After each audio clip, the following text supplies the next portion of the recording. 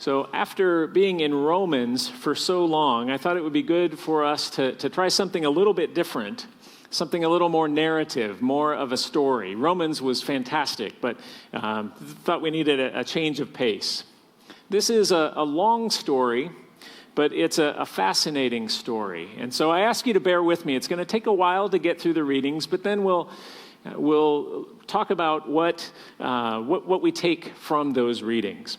But the story itself has a lot to offer. In the book of Esther, as I was telling the children, we meet a young Jewish woman who is living in Susa, the capital of the Persian Empire, which is modern-day Iran. We also meet Mordecai, who was Esther's cousin, who raised her. The Babylonian Empire, which had taken the Jewish people into exile from Jerusalem, had ceded power to the Persian Empire. And so that first Persian emperor, Cyrus, had allowed the Jews to go back to Jerusalem to rebuild the temple. But a sizable number of them didn't. They stayed in Susa. And so a sizable Jewish community had developed there. But what happens in the book of Esther threatens to destroy this remnant of God's people. And the book starts by introducing us to King Xerxes, who it says ruled over provinces from India to Kush, or Ethiopia. Now, Xerxes was holding a festival or a banquet to show off all his wealth. That's what rulers did in those days. And he had so much that it took him 6 months. At the end of this 6-month festival, the king held a week-long party. And as people often do at week-long parties, they got really, really drunk. The king himself was drunk, and he decided it was a good idea to show off his wife, Queen Vashti. But it's not a very good husband who decides to bring his wife into a room full of drunken men with the sole purpose of showing her off. That's what he wanted to do. Vashti, the queen, would have none of it, and she refused to come. But this caused a crisis because the king and all of his wise men were worried about what would happen if news of this got out. They thought that wives everywhere would start refusing to obey their husbands. And so they decided to dump the queen. Vashti was never again to come before King Xerxes, and the king was going to find a new queen. And so they decided to have a beauty contest to let the king pick a new queen. It says, "Let the young woman who pleases the king be queen instead of Vashti." So let's turn to God's word and read this from the book of Esther. This first reading comes from chapter 2, verses 5 through 10 and 16 through 23. Now there was in the citadel of Susa a Jew of the tribe of Benjamin, named Mordecai, son of Jair, the son of Shimei, the son of Kish, who had been carried into exile from Jerusalem by Nebuchadnezzar, king of Babylon, among those taken captive with Jehoiakim, king of Judah. Mordecai had a cousin named Hadassah, whom he had brought up because she had neither father nor mother. This young woman, who was also known as Esther, had a lovely figure and was beautiful. Mordecai had taken her as his own daughter when her father and mother died. When the king's order and edict had been proclaimed, many young women were brought to the citadel of Susa and put under the care of Hegai. Esther was also taken to the king's palace and entrusted to Hegai, who had charge of the harem. She pleased him and won his favor. Immediately, he provided her with her beauty treatments and special food. He assigned to her 7 female attendants selected from the king's palace and moved her and her attendants into the best place in the harem. Esther had not revealed her nationality and family background because Mordecai had forbidden her to do so. And then starting in verse 16. She was taken to King Xerxes in the royal residence in the 10th month, the month of Tebeth, in the 7th year of his reign. Now the king was attracted to Esther more than to any of the other women, and she won his favor and approval more than any of the other virgins. So he set a royal crown on her head and made her queen instead of Vashti.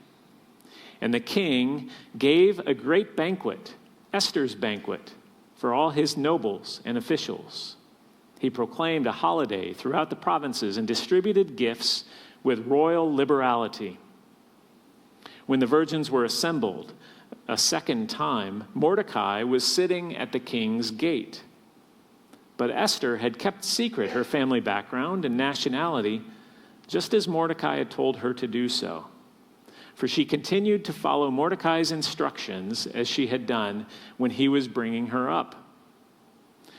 During the time Mordecai was sitting at the king's gate, Bigthana and Teresh, two of the king's officers who guarded the doorway, became angry and conspired to assassinate King Xerxes.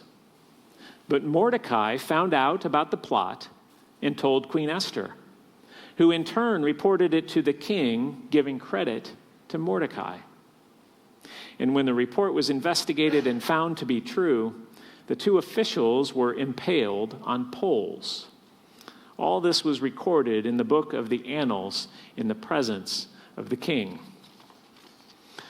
Now, I know a lot of times when we read the Old Testament, it seems like the ancient Near East cultures are so different from ours that it's hard to relate. I'm not sure we'll have that trouble with today's reading, where it seems that a man's worth to society was judged by his riches, and a young woman's value to society was judged by her looks and beauty. That sounds all too familiar. Now, the second part of Esther that we're going to read comes from chapter 4. But to understand what's going on, I need to tell you what happened in between. In chapter 3, we learn that a man named Haman came to power under King Xerxes. We can think of him maybe as the prime minister. And Haman wanted everyone to bow down before him. Now, most of the people there did, but Mordecai, being a good and faithful Jew who knew that there was only one God who should be worshipped, would not bow down to Haman. Word of this got to Haman, and he wasn't going to stand for it. Esther 3 says that he scorned the idea of only killing Mordecai, and instead Haman looked for a way to destroy all of Mordecai's people, the Jews, throughout the whole kingdom. Now Haman convinces the king that there's a seditious people there in the kingdom that are scattered throughout and who must be destroyed. Haman offers to pay the king a vast sum of money for the authority to kill these people, and he gets the king to issue an edict. Now what Haman sought there was nothing less than genocide, the destruction of God's covenant people.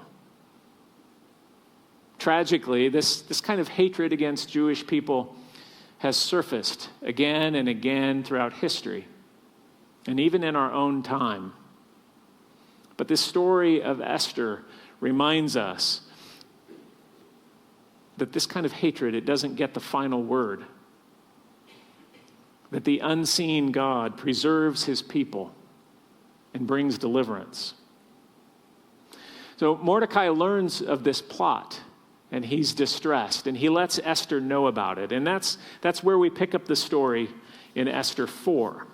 I'll be reading verses 5 through 17.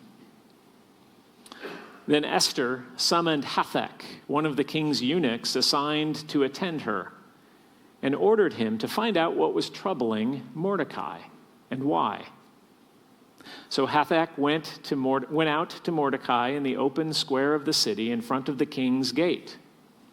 Mordecai told him everything that had happened to him, including the exact amount of money Haman had promised to pay into the royal treasury for the destruction of the Jews. he also gave him a copy of the text of the edict for their annihilation, which had been published in Susa, to show to Esther and to explain it to her. And he told him to instruct her to go into the king's presence, to beg for mercy, and to plead with him for her people. Hathach went back and reported to Esther what Mordecai had said. Then she instructed him to say to Mordecai, "All the king's officials and the people of the royal provinces know that for any man or woman who approaches the king in the inner court without being summoned, the king has but one law, that they be put to death unless the king extends the gold scepter to them and spares their lives. But 30 days have passed since I was called to go to the king." When Esther's words were reported to Mordecai, he sent back the answer, "Do not think that because you are in the king's house, you alone of all the Jews will escape. For if you remain silent at this time, relief and deliverance for the Jews will arise from another place, but you and your father's family will perish. And who knows but that you have come to your royal position for such a time as this?" Then Esther sent this reply to Mordecai, "Go, gather together all the Jews who are in Susa and fast for me. Do not eat or drink for 3 days, night or day. I and my attendants will fast as you do. When this is done, I will go to the king, even though it is against the law, and if I perish, I perish." So Mordecai went away and carried out all of Esther's instruction. Now, the rest of the book of Esther gives an account of how all of this plays out. Esther does go to the king, and she arranges a dinner with the king and Haman. The king is pleased and asks her what she would like in return. And she simply says that she would like to plan another dinner for them the next day. And the king agrees. And now Haman leaves, and on his way out of the palace, he sees Mordecai, who continues to refuse to bow down before him. Now this angers Haman, who thinks to himself, I'm a pretty big shot here in the kingdom. I just had dinner with the king and queen by themselves, and they're going to invite me to another dinner like this tomorrow. How is it that this guy won't bow down to me? So he decides that it's time to act, and he has a big pole built, 50 cubits high. It's 75 feet tall. And he plans to tell the king the next day to impale Mordecai on it. But it turns out that night, the king can't sleep. So he calls for the book of records to be brought to him. Now, I have to say that this doesn't mean that reading history all the time is a cure for insomnia. Well, the king reads of how Mordecai had foiled the assassination plot that had happened against him. And he remembers that nothing had been done at that time to honor Mordecai. And it turns out that at that very moment, Haman was coming into the palace court to try to talk to the king to convince him to impale Mordecai. So Haman enters, and the king asks him, this is in chapter 6, he says, "What shall be done for the man whom the king delights to honor?" Now Haman thought to himself, "Who is there that the king would delight to honor rather than me?" So Haman says to the king, "Well, for the man the king delights to honor, have them bring a royal robe the king has worn, and a horse the king has ridden, one with a royal crest placed on its head. Then let the robe and the horse be entrusted to one of the king's most noble princes. Let them robe the man the king delights to honor, and let him lead him on the horse through the city streets, proclaiming before him, 'This is what is done for the man whom the king delights to honor.'" So the king agrees, and he tells Haman, "Go at once. Get the robe and the horse, and do just as you have suggested for Mordecai the Jew, who sits at the king's gate. Do not neglect anything that you have recommended." This is certainly not the turn of events that Haman expected. But Haman does as he's told. And then he goes home in despair. The day goes on, and it's time for him to go back to the palace for dinner. And at that dinner, the king again asks Esther what she would like. And this is where Esther lowers the boom. This is in chapter 7. She says, if I have found favor with you, your majesty, and if it pleases you, grant me my life. This is my petition. And spare my people. This is my request. For I and my people have been sold to be destroyed, killed, and annihilated. If we had merely been sold as male and female slaves, I would have kept quiet, because no such distress would justify disturbing the king. Well, King Xerxes is irate, and he says to Queen Esther, "Who is he? Where is he, the man who has dared to do such a thing?" The king is enraged, and Haman meets his end on the very pole that he had built for Mordecai. And the king also then elevates Mordecai to a position of power. He revokes the edict that was going to lead to the slaughter of all of the Jews. Now, I know that it has taken us a long time to get through this story, but it's a wonderful story. But what do we take from it? First of all, it might make us ask ourselves, where has God called me? For one thing, I think that a story like this gives us permission to find our vocation in the world. We should not think that we can only serve God by being a pastor or by doing church work. If God will call Esther to be, as one writer put it, the interracial replacement spouse of a polygamous pagan Persian king, if God calls Esther to that, what might God do with you in your vocation? What if you find yourself in a messy political or commercial institution or structure, like Esther in the king's harem? It might be an unethical business environment. It might be a corrupt or inefficient government environment.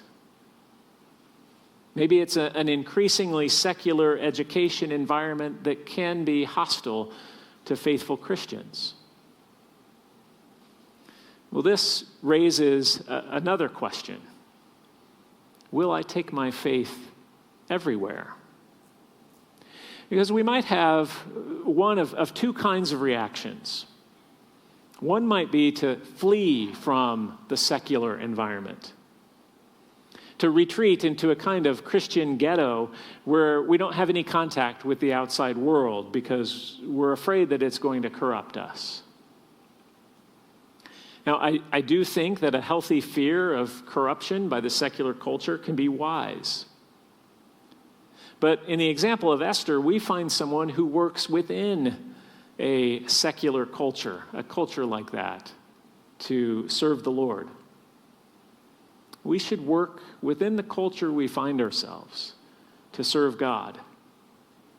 She works in the place where she is called to serve her people, to serve the interest of God's justice, to be a mediator for those who don't have any power.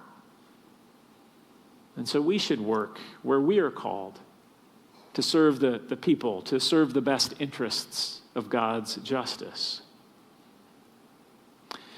But there's a second temptation too, and that is to go ahead and work in one of those unchristian institutions, but then just to keep our head down, to try not to make waves. I'll do my church stuff on Sunday, but during the week, I need to fit in. Well, Esther has a warning for us here, too. Or more specifically, Mordecai does. We read this. When Esther tells Mordecai, hey, I can't go to the king, I could be killed, Mordecai responds, do not think that because you are in the king's house, you alone of all the Jews will escape. Friends, we can't think that by leaving our faith at the door that it will survive. Don't think that you can leave your faith at church and not lose it. If you are a faithful Christian, then living out your faith at some point will likely put you in a position where you are going to have to decide who you are going to be. Sometimes it could be in social situations. If you're younger, it could be having to stand up to when someone's getting picked on at school, or refusing to stay silent when others are mocking Christianity. But you don't have to be young, of course. The same thing happens in the office, in the shop, wherever your workplace is. Or it could be bigger than that. You might have to risk your career or your job, your social status, your trappings of success in order to take an unpopular stand for the faith. Perhaps even a stand that is against the law. This doesn't mean that we have to go looking for that. But eventually, it's likely to find you.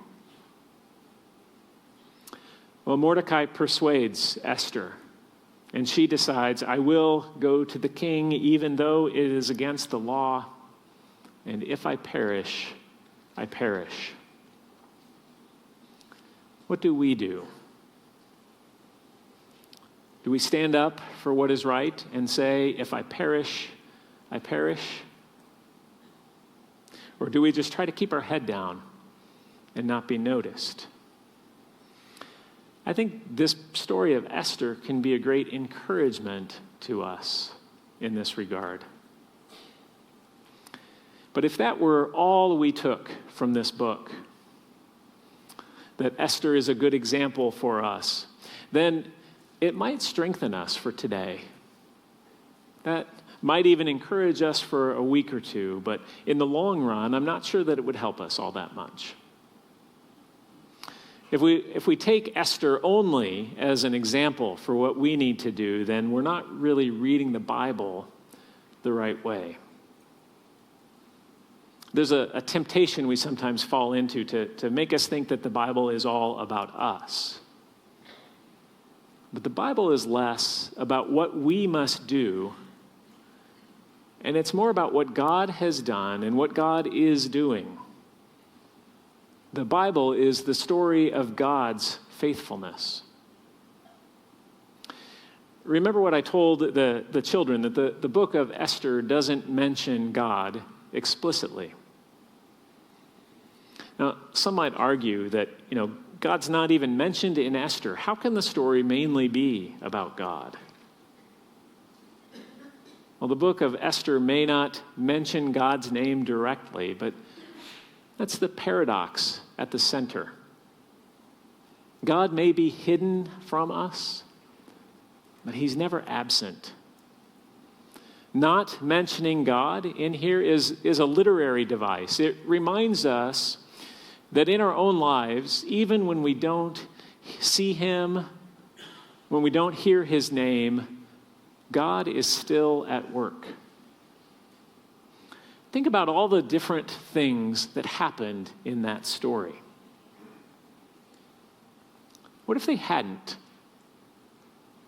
What if the king hadn't gotten drunk at his party and tried to parade his wife around? What if Queen Vashti hadn't decided to take a moral stand and tell the king to stuff it? What if Esther hadn't decided to try her best to become queen? What if she hadn't been so pretty? What if it had been found out that she was Jewish? What if Mordecai hadn't overheard the plot to kill the king? What if the king hadn't forgotten to reward Mordecai at the time of the first plot? What if the king had refused to allow Esther to come into his presence? What if Haman hadn't had that pole built? What if the king hadn't had insomnia the night that Haman built the pole? The way we often look at things today, we might be tempted to think of all of those things as just kind of dumb luck, as fate. But remember, we as Christians know that we are a part of the bigger story of God's faithfulness to his promise to rescue us from sin and death.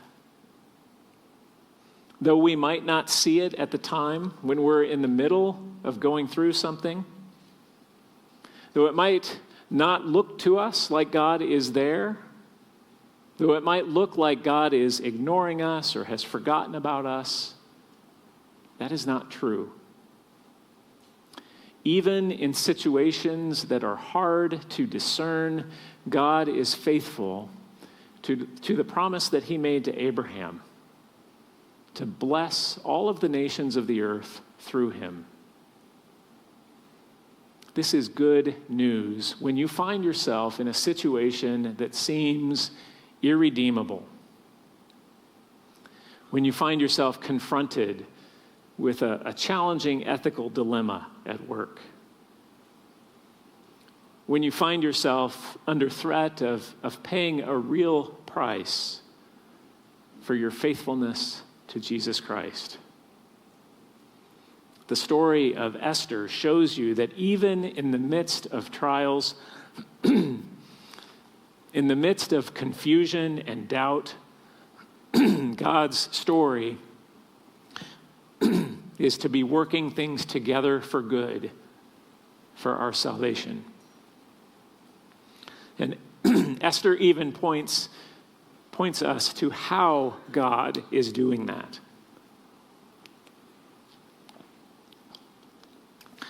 Remember, the Bible is not primarily about you and what you must do. It's primarily about Jesus and what Jesus has done. And this whole story points to Jesus, to Christ, our mediator. Mordecai knew that the Jews needed a mediator to go before the king to save them from an edict that was going to lead to their death. We, as fallen and sinful human beings, find ourselves in need of a mediator to go before the king to save us from an edict that will lead to our death. Now, the Lord is certainly a different kind of king than King Xerxes. He is the sovereign ruler of the universe. He is the King of kings. But we have rebelled. And to enter his presence is to invite death. Just the same as it was for Esther and that Persian king. Ezekiel says that the soul who sins shall die. Paul says that the wages of sin are death. And so we need a mediator with the king. Esther is good news because it tells us the story of how God has given us a mediator.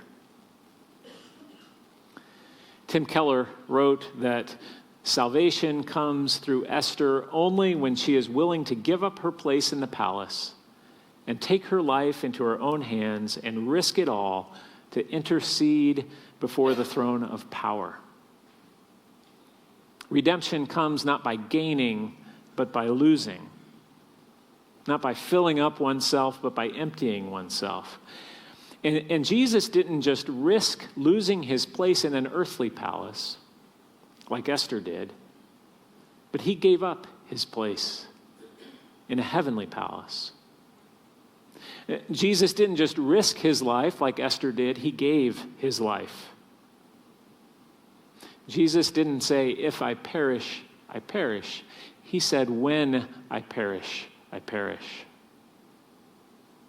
Esther is good news for us because it is the news of a faithful and loving God who sent his Son, Jesus Christ, to serve as a mediator, to take our sin and death to the cross so that we do not. Jesus died the death that we should have died so that we can live in him. This is the story of our faithful God, and it is our story. Let us pray.